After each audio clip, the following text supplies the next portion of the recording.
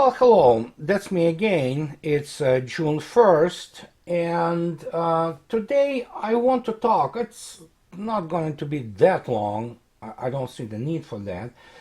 I need to kind of clear the air here a little bit because I was actually misperceived, so to speak, or misconstrued, if you wish, in terms of my attitude towards the humanities.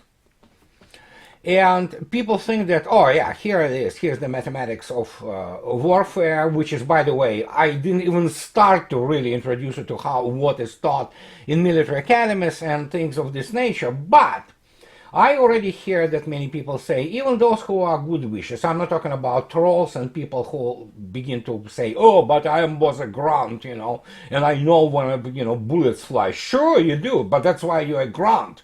And that's why you do not command armies or fleets. But the point is that I do not, as people say, dump on the humanities. No, if you read my books, and actually I did it, I'm kind of stressed it many times on my blog, there is no educated person, truly educated person, without humanities part in them. And I'm talking about also some education, which is, of course, literature, language. I mean, proper use of the language. It's absolutely crucial. So we have to look at people being all around culture. That's what is cultured is. You could be absolutely genius mathematician or engineer, and you can still be an asshole, and you can be dumb as, pardon me, coitus, sexual act. So in this particular case, people continuously misconstrue me that, oh yeah, you dump on social science, well, humanities. Not humanities. I do have issue with the social sciences, and because I am really, I really understand the value of the input, and actually that's what when I'm talking about operations in my videos, and again, it's just introduction. In such a way to let people kind of get it, so to understand basically general principle. But when I talk about especially military and especially military operations, it becomes very clear that the fundamental thing is input. How trustful and how trusted, if you wish, the input is, how reliable, what is the veracity of information you plug into. And that goes on the human level from our eyes, sensors, brains, what have you, to actually radar, sonar, those infrared, night vision, what have you. But we'll talk about it. I want to start with this. Here's the probably most important thing in our life. This is how the universe works, and this is how even human relations work. But obviously, this is also how basically everything we relate to the control and guidance of anything we do, be it that our car when we make a turn, or be it use of the more sophisticated weapons, or even if you look at the things which are even more complex, I don't know, cosmology, what have you, so because it is called a feedback loop. The principle of this feedback loop is simple, and it's actually the foundation of the engineering too, believe me. It's the fact that, you get some input into the system, and then system reacts to some kind of disturbance. And disturbance has a value, whatever the value will be and whatever is going to be measured. And the value on the output creates this feedback path back into the system, whatever it's P. And system produces, so to speak, of course the real feedback loop is very much more complex, but it produces the signal which is equal in module, so to speak, in absolute value, but with negative sign to offset this disturbance. And guess what? System comes down to the normal state.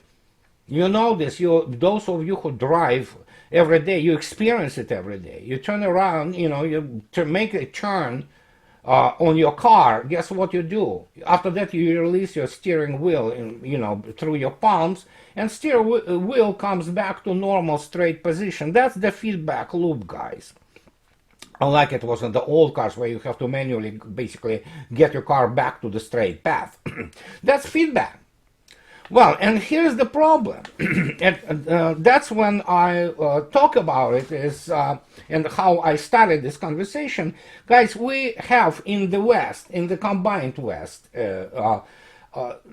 the basically oversupply of people with humanities degrees and people who do not have any proper education at all to run anything. And here's the interesting thing, which Matt Purple, the leading editor of the American Conservative, wrote 2 years ago, and it's a wonderful article actually. And that's what I wanted to talk about, to all those people who try to find easy answers in the complex reality of our life, and they say, oh, look at this World Economic Forum, all this reset, all this thing. Okay, let me put it this way. Here's beautifully put by Matt Purple 2 years ago. Our elites couldn't reset a wall outlet, let alone global economy. Yes, that's the point. I write books on that. And that the whole kind of, so to speak, the pivot in what I write is the fact that Western elites are bad. I mean, they are uneducated. And it is not surprising that, for example, Mr. Schwab, who is assigned almost demigod, properties to him, the same as Mr. Soros, are viewed again as demigods, people who create those evil plans. I have something to disclose to you, and it's all within the, so to speak, general line of the Matt Purple's article, which you can easily find on the American Conservative magazine, or on the website, and which is correct. Guys, they're not so much evil as they are stupid.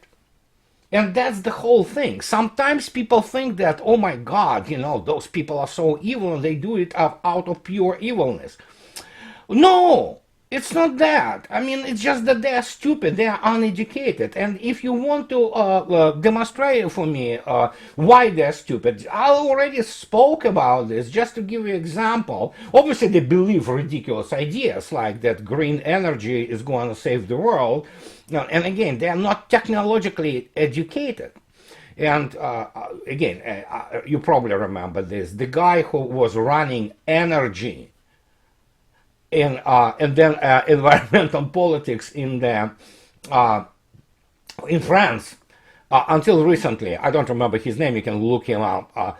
He was a journalist and environmental activist. This is the guy who actually was running the industry which is related to energy production. So what do you expect? Mr. Macron himself is nothing more than financial boy. He never worked a day in the real work.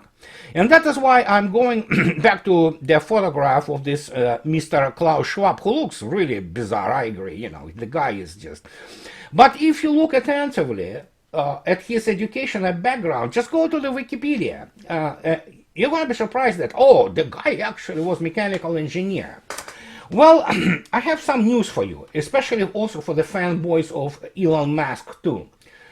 I don't think so they are both engineers, truly, because obviously to become a real engineer, you have to get your actually graduate degree and write a thesis which is related, to something which you are studying. And, well, I will not lie, my graduate thesis in Naval Academy was basically anti-submarine warfare. It's a lot of mathematics, physics, and a lot of weaponry and things of that, sensors, and a lot of math. I mean, you just do many things. In fact, even the probabilities calculations, which I did at that time, obviously large, computer, it's a lot of pages, believe me. But here's the Mr. Schwab's dissertation for PhD. And as you can read it, and again, this is from the archive, you won't believe what is this all about. The guy allegedly got his degree in mechanical engineering. And again, make no mistake, the fact that you're an engineer, even the good one, doesn't mean that you cannot be an asshole or dumbass, Very often it's the case, you have people who seem, have brilliant minds, you think, in some field, but then they turn out to be ignoramuses and uneducated. Here's the Klaus Schwab. I understand, for people who do not know German, they will have difficulty to basically read what is this title of his PhD thesis. The guy, supposed to be engineer. Well, let me give you what it is. It's called Long-Term Expert Credit as a Business Problem in Mechanical Engineering. First time in my life when I encountered that thesis, I was wondering how long-term credit even relates to mechanical engineering. Believe me, I know. I wrote a number of course projects on mechanics and mechanical engineering. In fact, gyro inertial systems at that time, they have a lot to do with mechanics, theoretical mechanics, and it's a lot of omegas, those angular velocities, and a lot of, derivative, first, second, third, and the formulas which describe the motion of the, for example, gyrostabilized platforms are very large formulas. They're like really long, and to derive them, believe me, you have to have a brains. But here it is. Here's the guy who runs this World Economic Forum, and he writes the mechanical engineering thesis, which is about long-term credit. I mean, people who still have brains there, it's akin to the guy who graduated the Dartmouth, college, writing the thesis on gynecology. It's pretty much the same thing. So there's nothing engineering there. It's all about finances. And that's what happens. The guy never held a real job in anything, this Mr. Schwab.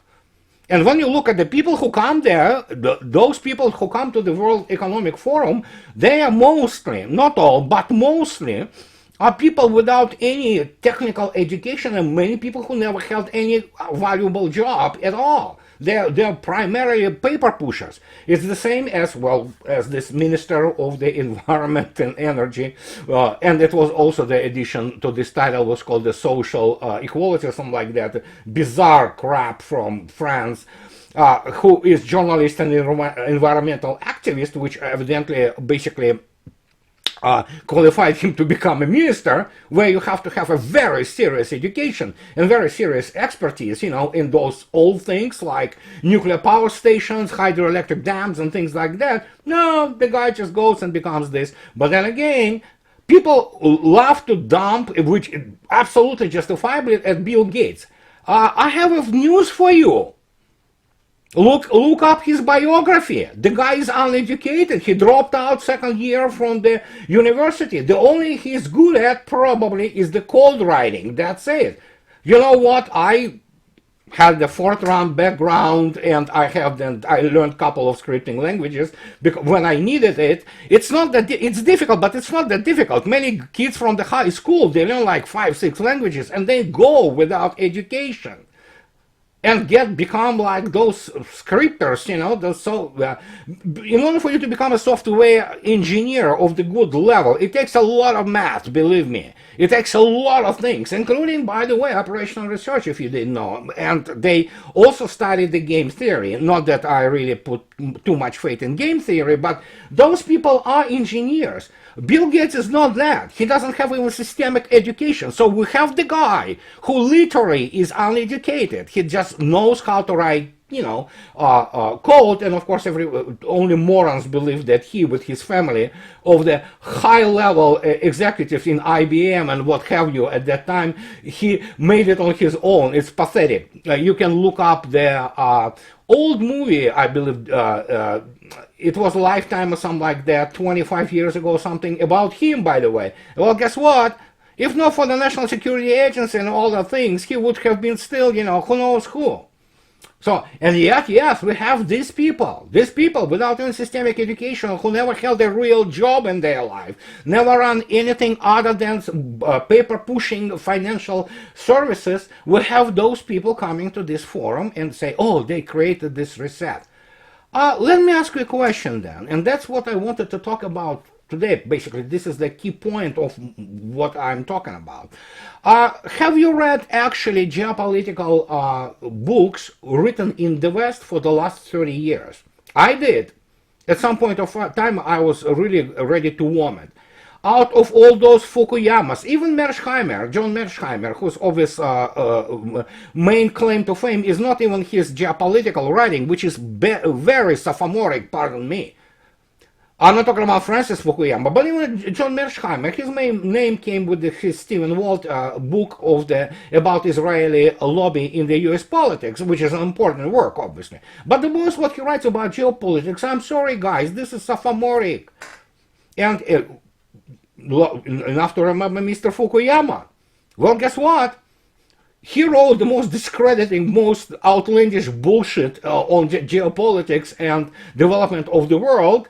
And people who read it at first time, and when I read the first, I couldn't believe my eyes, what I was reading. And I wasn't that educated in this respect at that time. I was just beginning to kind of get my bearings, trying to figure out what the hell had happened, for example, with the Soviet Union. But then you begin to read this, it's like, dude, you don't even know basic facts, for crying out loud.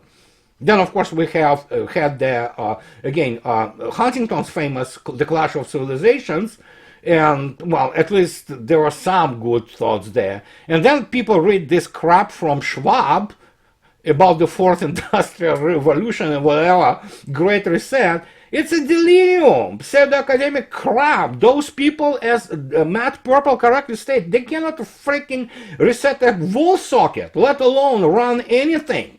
And that's what World Economic Forum is. You have a bunch of good old boys and girls from the financial industry primarily, who do not understand how modern economy works. They have no freaking clue how geopolitics is operating, because most what is written on geopolitics in the Western world in the last 30 years is absolute pseudo-academic delirium. It's primarily crap. I mean, they literally made up facts and make up assumptions which are so outlandish that you have to scratch your head.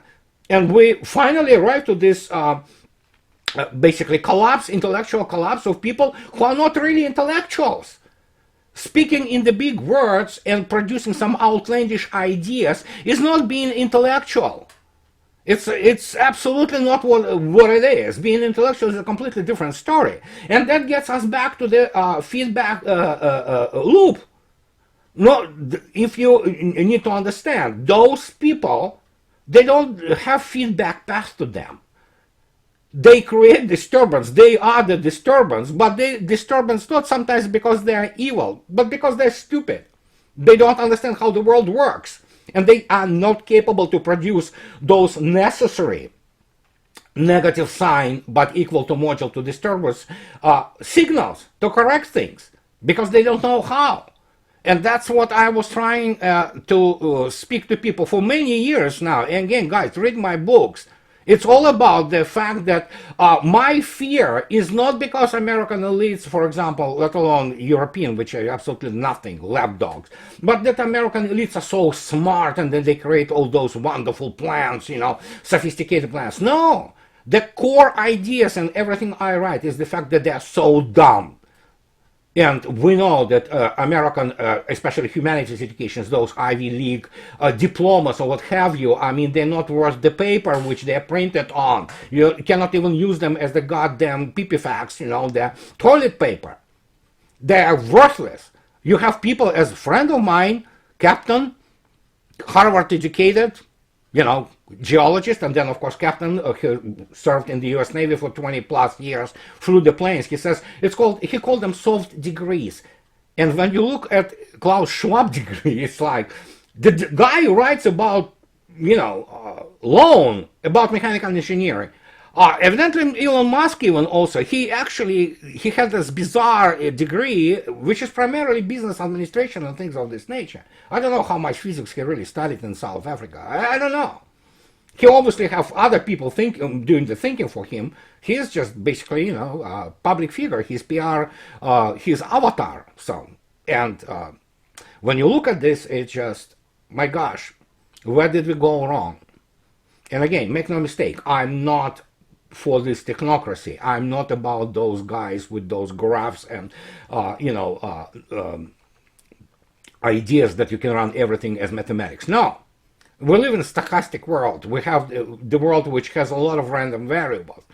But the feedback loop, where you begin to look at the effects of the causes you produced, and then you have to adjust yourself for that, this is not what Western elites are capable of. And today when we look at the actual reality of, for example, economic war of the West against Russia, which it wins with disastrous score, or you can see the military operations and things of this nature, guys, look at this feedback loop. react to the disturbances. And that's the problem.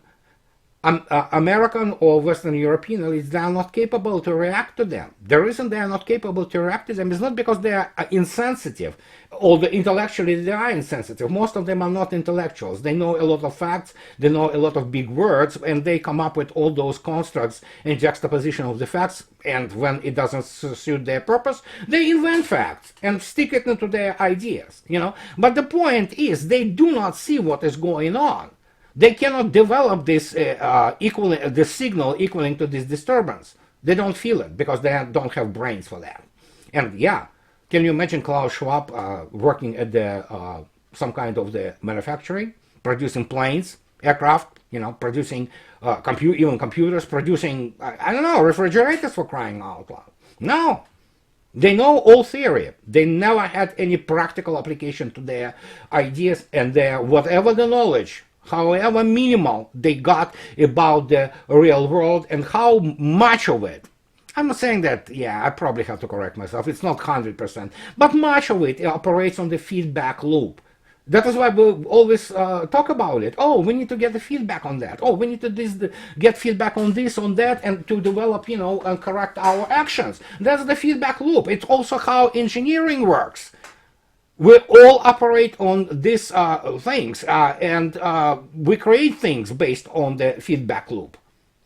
But try to explain it to people who attend World Economic Forum, except those people who go there, including captains of industry who have a real, you know, degrees and like aeronautical engineering, computer science degrees, and electrical engineering, who run the companies which produce anything from locomotives to what have you, you know, and probably they go there with their, how to say it, you know, tongue-in-cheek, you know, probably looking at this basically shippo running there, pretending that they, by means of finances and producing absolutely useless economic and social theories, they can change the world. They cannot. And then, of course, comes this other factor, which I'm making my videos about and trying you to introduce you to it, is, of course, the national and military power, how it is formed, how it is operated, because it decides everything. It always did. Human history from the inception is the history of the conflict. But again, try to explain it to the banker who thinks that money indeed grow on the trees, and no matter how you try, they may not even understand, you know, what you're talking about, because that's how ignorant they are. So this was my kind of philosophical type thing today for you guys, and as always, I want to thank my patrons, and those who like what I do, please subscribe to my channel, and those who can afford, please support me on the Patreon, and I'll be talking more. Thank you for everything, guys. I see you later. Bye bye.